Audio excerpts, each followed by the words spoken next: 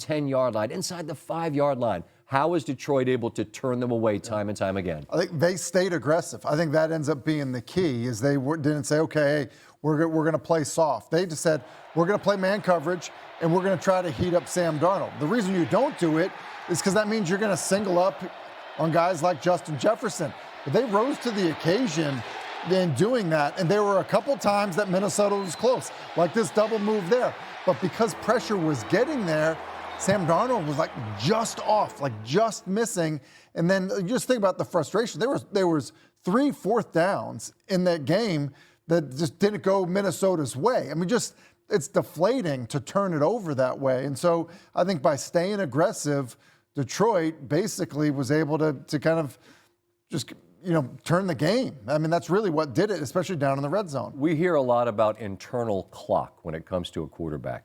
It looks like, and please correct me if I'm mistaken, but it looks like it really sped up for Darnold down there, where he's looking and who he's once initially isn't there, and now he just was off platform and had to adjust. Does that make any sense? Listen, there is 100% an internal clock. And sometimes look, there's going to be a free runner. Hey, they had the right call against the protection that you have dialed up, or they had the right coverage, and so you've got to get through your progression, and maybe you're slightly late. But that like that double move is a great example, Scott, of what you're talking about, where it's got to come out early.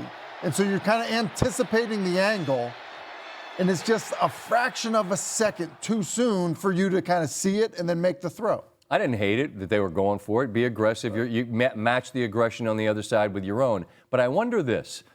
Almost like in college overtime, when you get to that ridiculous have to go for 2, I don't know how many plays you have from the 2-yard line, right? And Minnesota they've run their best man beater and it didn't get it, right? I mean, so at some point, are you out of shots, out of bullets, so to speak? I mean, you see the menus these guys have. I don't think that they would be out of them, but I would say you don't like them all the same. Right? Haven't you? You probably used your best. You're not saving it for. Hey, we didn't get it the first 3 times. Let's use that good play now. I thought this too. I thought both teams were relatively cautious at the very beginning of the game. You saw Detroit come out and really try to run it. You saw Minnesota, there wasn't a ton of stuff down the field initially.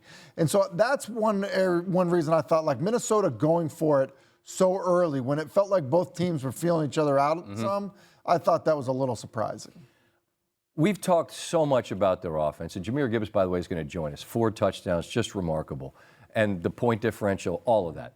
But for this defense, who's lost, and they lost a first-round pick tonight, a cornerback, Arnold, right?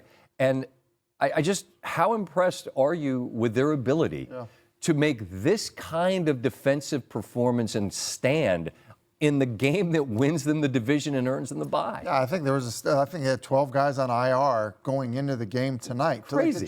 It's crazy because, listen, there are good players, on every single team.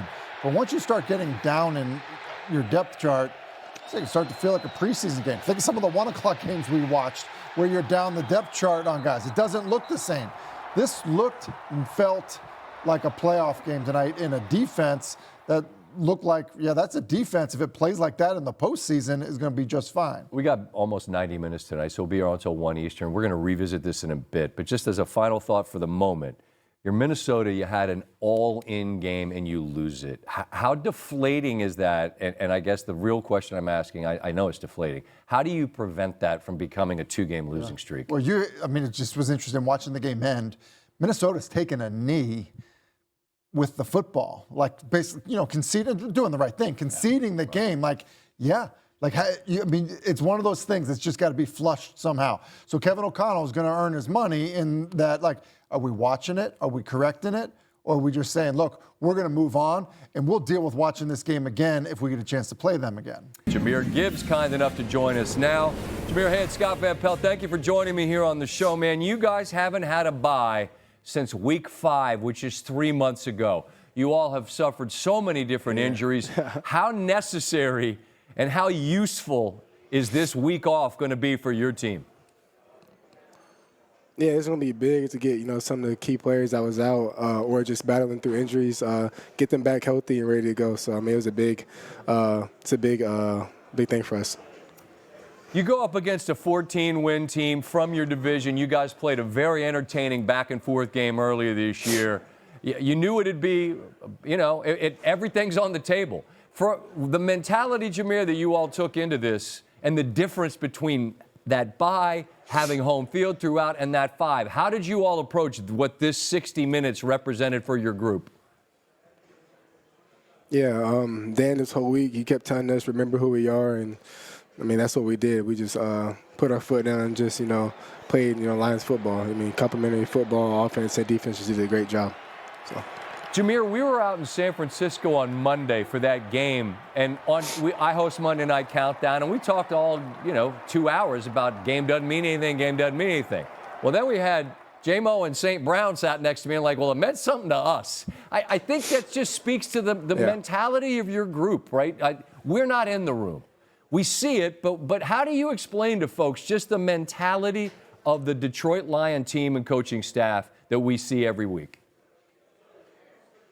Yeah, we go out to win, every game. Doesn't matter who it's against. I mean, we just want to win. And, I mean, having a, winning mentality can go a long way. So I think that helped a lot. I had some folks that do research on our show digging through the numbers here. You had a 3-touchdown game against Tennessee at Bama. That was a big game. But this is a winner-take-all NFC North game with the whole world watching. And when you got that 4th one and you're sitting on the ground and you're holding up the 4s and Amon-Ra comes in and puts the crown on your head, what is the emotion of a moment like that when you did so much to help your team win? I mean, it meant a lot. It was a very surreal moment for me because, throughout, since I've been here, I haven't had a 3-touchdown game. So when I got 4, it was just crazy. I was Good time. Great group of guys, great group of guys around me and very supportive of me, and I'm supportive of them. So whenever we get a big play, we go celebrate with each other. So, yeah. I know you have to go, but I can't let you go without at least letting you have something on your defense. They're so banged up. Next man up mentality. We see it every week, and they turn Minnesota away time and time again inside the 5-yard line. What would you say about your defense and how they performed tonight? Yeah, I mean, they did a great job, especially in the first half when we wasn't clicking. We really needed them on some key stops in the red zone, and they did exactly that. Yeah, man, they just did a great job the whole game. So, I mean, we couldn't have done it without them for sure. Congratulations on a remarkable night, Jahmyr, and enjoy the week off, and congrats on winning the NFC North. I appreciate you taking a minute. Appreciate it. Thank you. Thank you. Yes, indeed. Jahmyr Gibbs, 4 touchdowns tonight, and he finishes the season with the most scrimmage touchdowns in all of the National Football League with 20. He's the first Lions player to lead the NFL in touchdowns since, guess who? Barry Sanders in 1991. Billy Sims, Steve, your man, Cloyce Box, baller. Pick him up. Allegedly had 15 and 52. I wasn't around. I don't know what the story is with that. All right, the Rams are the 4. They host Minnesota. These two teams met in the playoffs. Will meet in the playoffs, I should say, for the 8th time since the 99. The 8th, forget it. I screwed up. It's the 8th time they met in the playoffs. Buccaneers won the division for the 4th consecutive season. They host the Commanders. It'll be the 4th time they play in the postseason, first since the wild card of 2005. Washington came out on top there. That win also the last time the franchise won a playoff game. It has been a minute. The Eagles host the Packers in a 2-7 matchup in the NFC, a rematch from Week 1 in Brazil. Philly won 34-29. That was the beginning of the Saquon Barkley domination tour, and it continued all season long. All right, Tim is back. We'll talk key factors in these NFC wildcard matchups. We'll start with the Eagles and the Packers. We haven't seen Jalen Hurts since he was here in Washington, hit the ground hard, his head hit the deck, goes out, concussion protocol. Haven't seen him. Now he's going up against Green Bay, presumably, if he clears it. What's your sense of what we'll see? I think that's probably like just the uncertainty and probably the biggest factor in this football game. Like when he's on and he's running the ball well and he's finding one-on-one matchups with talented receivers, they're really good. I remember a couple years ago, he missed the last, game of the season because his knee was bothering him. We're all worried about rust. Well, it's a bit of a layoff now. And when you look at, the other side of it, look, Green Bay's defense done a great job all season creating turnovers. And so I think that is in terms of that matchup, the most intriguing thing. And while Philadelphia obviously is favorited in that game, Hurts' situation, I don't know. That would give me some concern. Another rematch of another Week 1 game, Washington against Tampa. Now, I think we all understand that Daniels is a different dude than he was Week 1. He's not a rookie anymore, as the saying goes. But there's a lot about this Tampa offense that I know you like. Where do you start with the list there? Well, it's interesting. We look at that team. Todd Bowles is the head coach. You think of it as a defensive-minded team, all of that. But Liam Cohen is on everybody's short list, basically, for interviews for head coaching vacancies. He's the offensive coordinator in Tampa. And then you think of what Baker has done, how he's played, how he's moved, Mike Evans, the impact he's had, all of that stuff. But McMillan, who you had in the highlight, they're running the ball well. So all of that stuff, I think Tampa's offense is something that, you can't overlook. And McMillan has stepped up. After Godwin got hurt in that Monday night loss to Baltimore, we wondered, might someone step up? McMillan really has come on here in this last month for